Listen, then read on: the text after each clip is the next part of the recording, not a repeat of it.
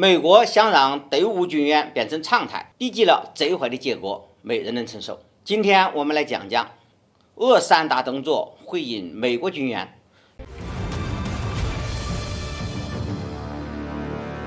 各位网友，大家好，欢迎来到评估，我是易评估。近日，美国宣布将继续向乌克兰提供一批价值7.75亿美元的军事装备援助，包括海马斯系统使用的弹药、数架侦察无人机以及防地雷反伏击装甲车。除此之外，美国还将在未来2-3个月的时间里向乌克兰提供地对空导弹系统。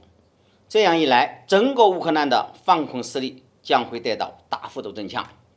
美国就是要通过不遗余力的帮护乌克兰，来达到遏制俄罗斯的目的。不但加大军援力度，一点一点地侵蚀俄罗斯的防线。从普通武器到海马斯系统，再到地对空导弹系统，美国温水煮蛤蟆的套路初见成效。从国际社会对美国军援已经习以为常的态度就可以看出，美国等刀子割肉的法子是比较成功的。眼见美国的军援越来越肆无忌惮，俄罗斯再一次出手，通过3大动作对此进行回应。首先，俄罗斯暂时放弃与基辅方面的和谈。据悉，俄罗斯常驻联合国日内瓦代表加基洛夫表示，就目前的俄乌局势而言，双方已没有任何实际平台供两国元首会晤。同时，加基洛夫还强调，冲突时间越久，和平解决矛盾的方案就越难找到。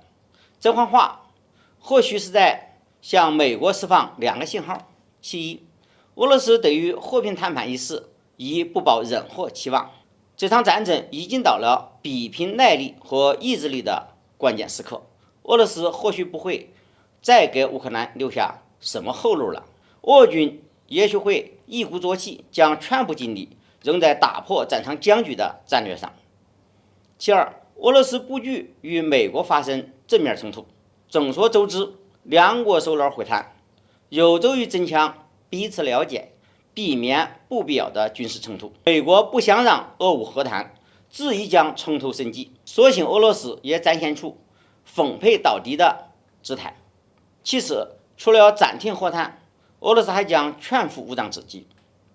据俄罗斯国防部长绍伊古表示，俄罗斯已经开始批量生产锆石高超音速导弹，该导弹已经在俄军作战部队中服役。在美西方不弹援乌的背景下，如果俄罗斯想要在战争中取胜，必须拿出厉害的武器来，而锆石正是这种厉害的武器。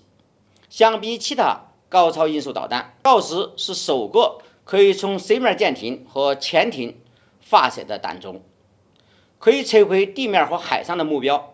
最重要的是，锆石凭借其极快的飞行速度，既无法防御，也难以被发现。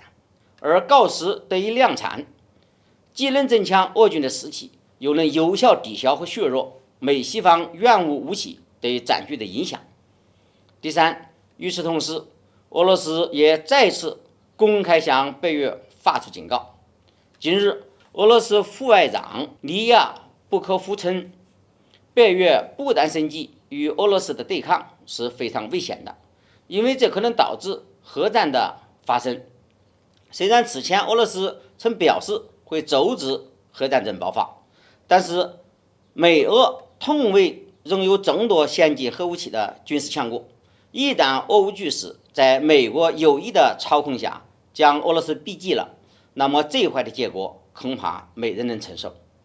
美国认为支持北约发动所谓的代理人战争，自己就可以逃避核战。